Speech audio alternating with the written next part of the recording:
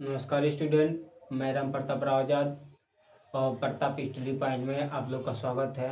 Student, आज हम देखेंगे हिंदी के मोस्ट इम्पोर्टेंट हिंदी में जो जीवन परिचय के बारे में देखेंगे। हम मोस्ट इम्पोर्टेंट आज जीवन परिचय के बारे में देखेंगे कि सबसे ज़्यादा महत्वपूर्ण कौन सा है जीवन परिचय, उसके बारे में आज हम जानेंगे।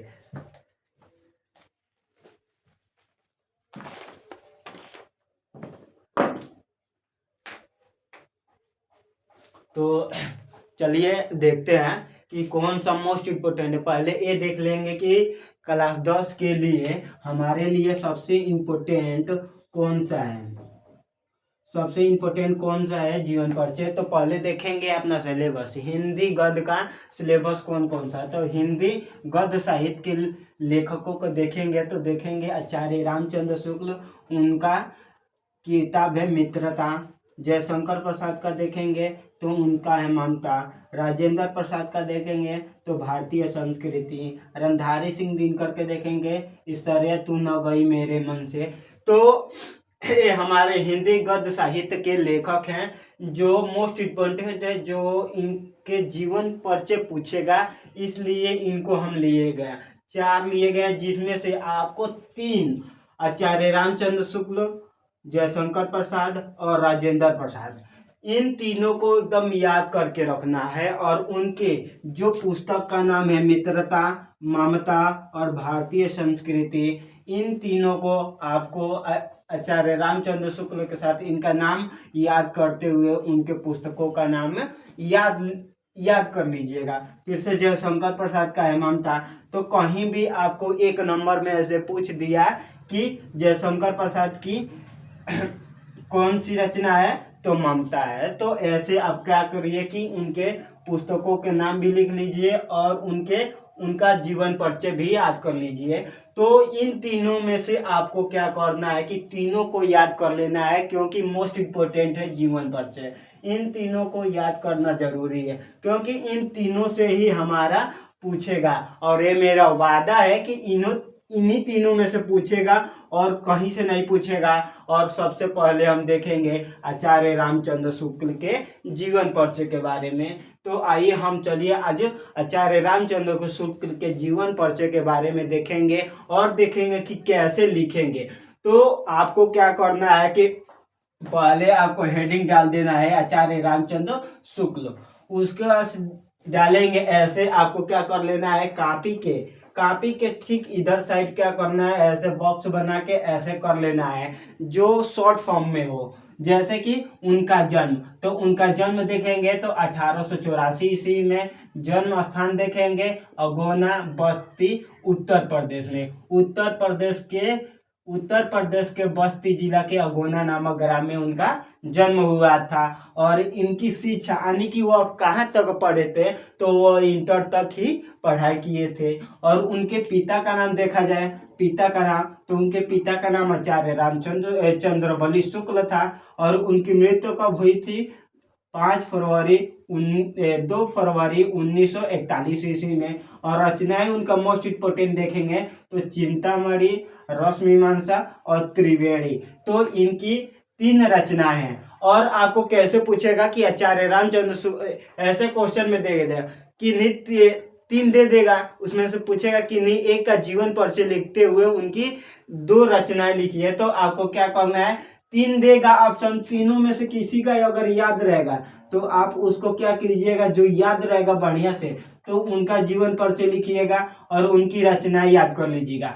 क्योंकि जो एग्जामिनर होता है, एग्जामिनर हम लोग को क्या देखता है कि उनका जन्म देखता है, जन्म स्थान देखता है, शिक्षा देखता है। ऐसे आप लोग शॉर्ट फॉर्म में लिख देंगे तो यहाँ से एकदम बढ़िया से उसको दिख जाएगा। और वह क्या करेगा कि वो क्या करते हैं कि जल्दी ऐसे करते रहते हैं, सिग्नेचर करते रहते हैं, क्योंकि उन लोग को बस देखना होता है हाँ कहाँ कैसा है। ये नहीं देखते हैं कि बीच में कहीं गलती है कि नहीं, बस ऐसे देखेंगे, उसका सिग्नेचर करेंगे, उसके बाद से आगे बढ़ जाएंगे। इसलिए क्या करेंगे आप लोग, ऐसे ही शॉर्ट फॉर्म में ऐसे ही बॉक्स बना के आप इसको ऐसे कर लीजिएगा। और इनके जन्म याद कर लीजिएगा कि जन्म कहाँ हुआ था, कब हुआ था और कहाँ हुआ था और शिक्षा कहाँ तक हुआ था, पिता का नाम क्या था, ऐसे आप शॉर्ट फॉर्म में कर लीजिएगा। अगर आपको विस्तार से लिखना होगा तो आप क्या करिएगा, तो अगर आपको विस्तार से लिखना होगा तो यहाँ से डालिएगा आचार्य रामचंद्र शुक्ल का हेडिंग डाला गया, उसके बाद से जीवन परिचय देखेंगे तो ऐसे यहाँ पे जीवन परिचय डालकर यहाँ से शुरू कर दीजिएगा। तो क्या किया है, इसी शॉर्ट फॉर्म को इसी विस्तार से कर दिया है। तो आपको क्या करना है, इस पे सबसे ज्यादा फोकस करना है और इसी में से आपको बना के इसमें लिख देना है। इसमें ज्यादा कुछ नहीं है। इनके जन्म की याद कर लीजिए, मृत्यु याद कीजिए, रचनाएं 3 दिया है 3 याद कर लीजिए, बहुत ही आसान है। आप इसको उनको आशा है कि इसको आप लोग याद कर लेंगे। तो उनको देखेंगे जीवन परिचय किस तरह विस्तार से लिखेंगे। तो आचार्य रामचंद्र शुक्ल का जन्म स्थान, जन्म सन 1884 ईस्वी बस्ती जिले के अगोना नामक ग्राम में हुआ था। उनके पिता का नाम चंद्रबली शुक्ल था। शुक्ल जी को बचपन से ही पढ़ाई लिखाई में लगन थी। वे क्या करते थे, जब छोटे थे तभी से उनको पढ़ाई में बहुत ही मन लगता था और वे पढ़ाई में बहुत ही मन देते थे। उन्होंने घर पर ही हिंदी और उन्होंने अपने घर पे बैठकर हिंदी, अंग्रेजी भी सीखते थे पढ़ना, संस्कृत भी पढ़ना सीखते थे, उर्दू भी, फिर से फारसी। उन्होंने घर पर ही इतना मन लगाते थे पढ़ने में, बचपन ही से ही उनका मन लगता था और आगे चल के इतना मन लगाया कि ये सब भाषाएं उन्होंने प्राप्त कर लिया अपने ज्ञान की वजह से। आदि कई भाषाओं का अच्छा ज्ञान प्राप्त कर लिया। वे हिंदी भी बोलते थे, अंग्रेजी भी बोलते थे, संस्कृत भी पढ़ते थे, उर्दू भी में पढ़ते थे, लिखते थे, फारसी भी बोलते थे। इन सब भाषाओं को घर पर ही रहकर वो क्या करते थे, पढ़ाई कर लिए थे और ज्ञान प्राप्त कर लिए थे, प्राप्त किया। साहित्य की सेवा करते हुए सन 1941 ईस्वी में हृदय न चलने की वजह से उनकी क्या हो गई, मृत्यु हो गई।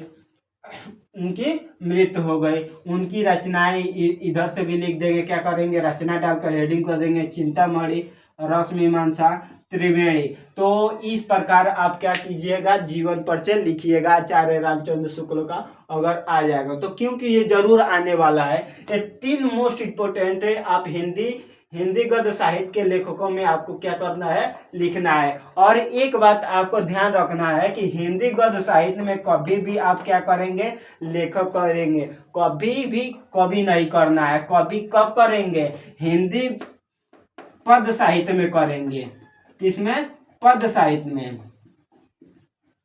हिंदी पद साहित्य में आप क्या करेंगे, कवि करेंगे। अब हिंदी पद साहित्य के मोस्ट इम्पोर्टेंट कवियों को देखेंगे तो कौन कौन से हैं, मैथिली शरण गुप्त, उनकी रचना है भारत माता का मंदिर यह, महादेवी वर्मा, हिमालय सेन, सुभद्रा कुमारी चौहान, झांसी की रानी की समाधि पर, सुमित्रा नंदन, चीटी, चंद्रलोक में प्रथम बार। तो ये क्या है, आप लोग को 5 मोस्ट इम्पोर्टेंट है। इसमें से आप लोग क्या कर लीजिएगा, इसमें से तो पूछेगा ही, इसमें से भी पूछेगा। इसमें आपको ये मोस्ट इम्पोर्टेंट है, मैथिली शरण गुप्त, महादेवी वर्मा, सुभद्रा कुमारी चौहान और सुमित्रा नंदन पंत। इन्हीं चारों में से जरूर पूछेगा। आप इन चारों को एकदम याद कर लीजिए और ये नहीं, मेरा 100% गारंटी है कि इन्हीं चारों में से आपको पूछेगा। आप लोग क्या कीजिए, इन जीवन परिचय इन लोग का याद कर लीजिए। और एक महादेवी वर्मा के हम देखेंगे जीवन परिचय, तो क्या है, उनका एक रचना है यमा। माया से याद कीजिएगा, माया तो नाम सुने ही होंगे, इसको उल्टा कर देंगे तो क्या हो जाएगा, यमा। तो आप लोग महादेवी वर्मा की एक रचना याद कर लीजिएगा, यमा। ये याद करने के लिए ट्रिक है हमारी ओर से। तो आशा है कि आप लोग इस वीडियो को पूरा वॉच करेंगे और इसको नोट्स बना के बढ़िया से याद कर लीजिए, क्योंकि ये पेपर में जरूर आने वाला है। इस बार तो जरूर आएगा, इस बार भी। तो आप लोग इसको नोट्स बनाइए, याद कीजिए और आशा है कि आप लोग सही से पढ़ाई करते होंगे। और थोड़ा ठंडी अब चला गया है तो आप सुबह उठ के छत पे जाकर पढ़ाई किया कीजिए। तो धन्यवाद वीडियो देखने के लिए।